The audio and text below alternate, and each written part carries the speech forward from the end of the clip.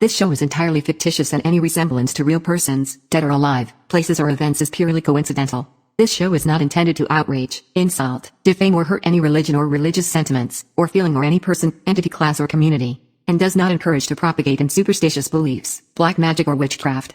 Listeners should exercise the discussion. Hello दोस्तों, मैं स्वराज शर्मा लेकर आया हूं एक और हॉरर स्टोरी। आशा करता हूं आपको अच्छी लगेगी। महामारी को आए 1 साल हो गया था। लोग आज भी घर से ही काम कर रहे थे। न बाहर जाना, न बाहर के लोगों से मिलना जुलना। आदित्य भी इसी तरह घर से काम कर रहा था।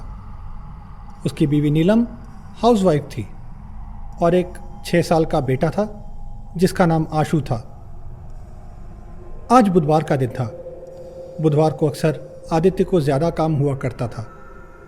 कई मीटिंग्स होती और रिपोर्ट बनानी होती थी। कुछ दिनों से आदित्य बहुत परेशान था। उसका काम इतना बढ़ गया था और ऑफिस वालों की पॉलिटिक्स भी। उसका आए दिन किसी से झगड़ा हो जाता था। इसी वजह से वो थोड़ा चिड़चिड़ा हो गया। कभी अपनी बीवी पर चिल्लाता, कभी अपने बच्चे पर। बाद में अफसोस करता और उन दोनों को खुश करने की कोशिश करता। लेकिन काम ज़्यादा आ जाए तो फिर वही चिड़चिड़ापन लौट आता था।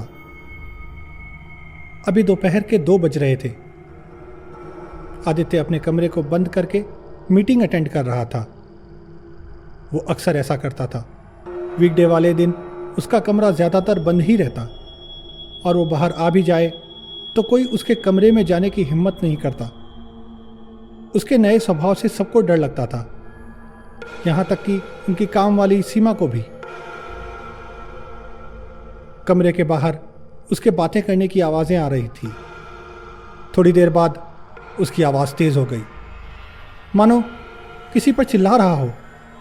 नीलम ने बाहर से सुनने की कोशिश की तो पता चला किसी ने उससे बदतमीज़ी से बात की है और आदित्य को ये बर्दाश्त नहीं हुआ। वो उस इंसान पर चिल्ला रहा था। नीलम डर गई और सोचने लगी क्या करे। तभी कुछ गिरने की आवाज़ आई और सन्नाटा छा गया। शायद लैपटॉप था। नीलम को लगा आदित्य ने गुस्से में लैपटॉप को फेंक दिया है। नीलम ने दरवाज़ा खोलना चाहा तो देखा अंदर से लॉक्ड है। उसने आदित्य को आवाज़ दी और दरवाजे को नॉक करने लगी। कुछ देर बाद दरवाज़ा खुला। आदित्य बाहर निकला। उसके बाल बिखरे थे और परेशान लग रहा था। वो बाहर आया, कमरे का दरवाज़ा बंद कर दिया जैसा कि वो हमेशा करता था, ताकि उसका बेटा अंदर जाके लैपटॉप से छेड़छाड़ न कर सके। नीलम ने डरते हुए पूछा, क्या हुआ, आप ठीक हैं ना? आदित्य ने नीलम की ओर देखा, फिर पास ही खड़े अपने बच्चे को देखा और बोला, मैं ठीक हूँ। थोड़ा पंगा हो गया था ऑफिस के एक बंदे के साथ। इतना कहकर उसने बच्चे को गोद में लिया और बैल्कनी में चला गया। नीलम अभी भी टेंशन में थी।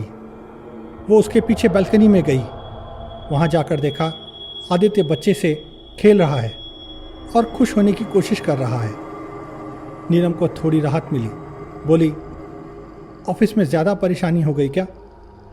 आदित्य बोला, छोड़ो ना, ये सब तो लगा रहेगा। परेशानी का क्या है, जब तक जिंदगी है तब तक परेशानी है। नीलम को अजीब लगा। आदित्य तो ऐसे बात नहीं करता। जब भी टेंशन होता वो बाहर आकर झगड़ा करता और बिना मतलब चिल्लाता।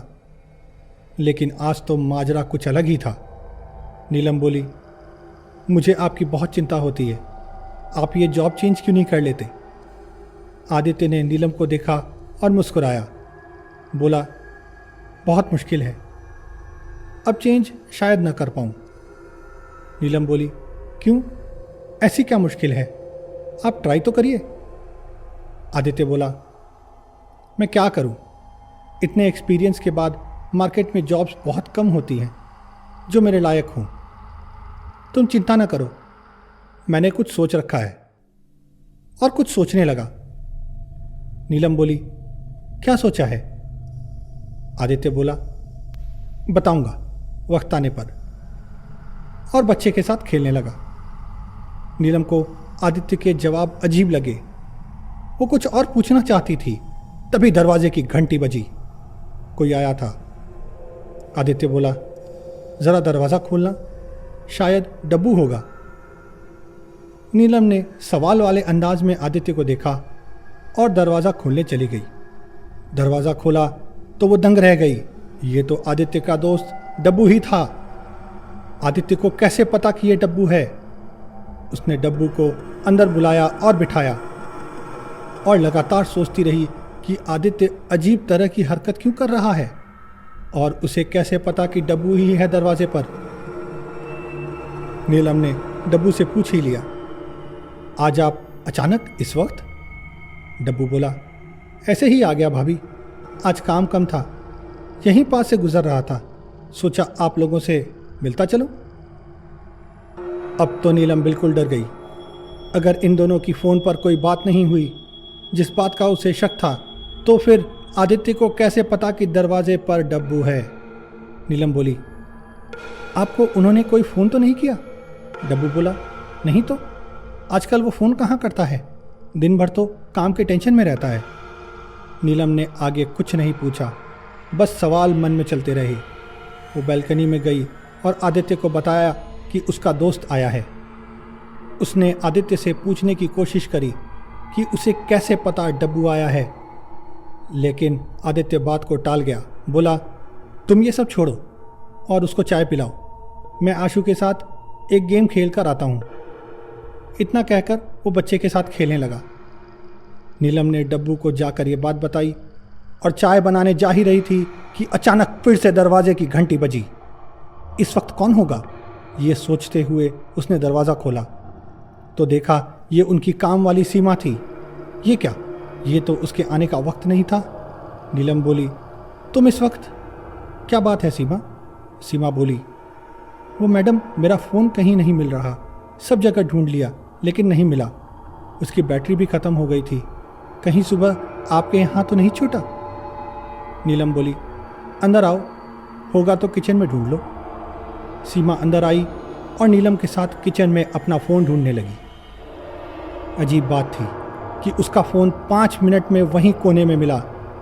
सीमा खुश हो गई, बच गई मैडम, नहीं तो चूना लग जाता, नया फ़ोन है।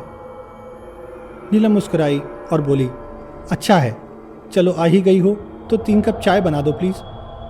सीमा मान गई और चाय बनाने लगी। नीलम फिर से आदित्य के पास गई और कहा, ये आप क्या कर रहे हैं? आपके दोस्त कब से अकेले बैठे हैं, आप यहाँ टाइम पास कर रहे हैं, कितना बुरा लगता है।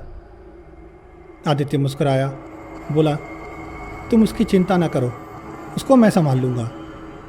इतनी चिंता ना किया करो, चिंता चिता समान होती है, थोड़ा स्ट्रांग बनो यार, लाइफ इतनी आसान नहीं है।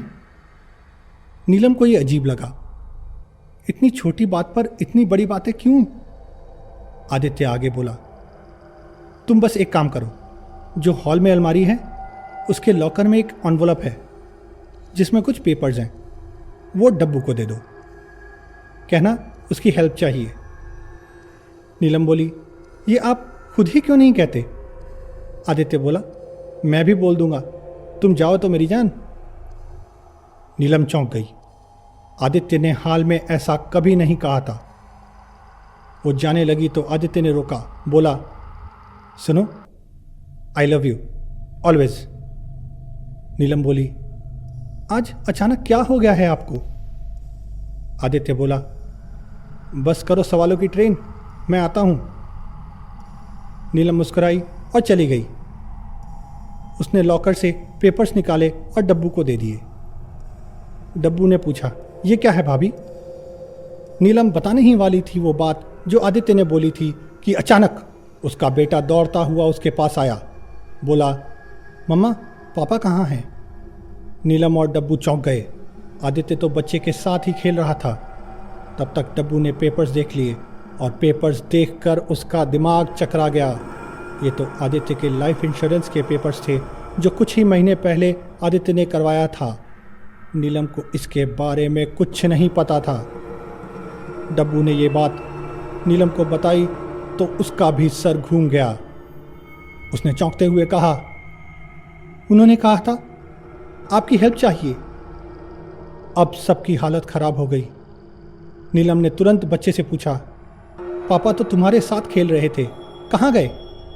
बच्चा बोला, पता नहीं, वो बाहर आए और बोले मम्मी का और अपना ध्यान रखना। फिर मैं ढूंढने आया तो मिले ही नहीं। अब तो सबकी हालत खराब हो गई। सीमा भी वहां आ गई थी। सबने पूरा घर छान मारा लेकिन आदित्य कहीं नहीं मिला। आखिर सबने डरते हुए उसका कमरा खोला। अंदर गए तो वो देखा जो वो कभी नहीं देखना चाहते थे। नीचे आदित्य बेसुध गिरा पड़ा था और पास ही उसका लैपटॉप। अब नीलम को याद आया, उसने कुछ गिरने की आवाज़ सुनी थी। वो सदमे से नीचे बैठ गई और सन्नाटे में चली गई। सीमा और डब्बू भागकर आदित्य के पास गए। डब्बू ने आदित्य की नब्ज देखी और रोने लगा। आदित्य शायद चिल्लाते चिल्लाते हार्ट अटैक से पहले ही मर गया था। बच्चा भी नीलम को पकड़कर रोने लगा। नीलम समझ गई और दुख के उस मुकाम पर चली गई जहां रोना तक नहीं आता। बस कहीं दिमाग में एक बात चल रही थी, थोड़ा स्ट्रांग बनो यार, लाइफ इतनी आसान नहीं है। ये थी कहानी आज की। सुनने के लिए धन्यवाद। दोस्तों, आपका जितना प्यार और आशीर्वाद मिल रहा है उसके लिए बहुत बहुत धन्यवाद। ये मेरे लिए बहुत मायने रखता है।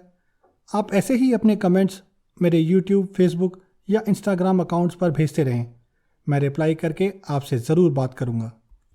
दोस्तों, आप मुझे फॉलो कर सकते हैं यूट्यूब पर, मेरा चैनल है स्वराज शर्मा 1402 और इंस्टाग्राम और फेसबुक पर मेरी आईडी है artist.swaraj।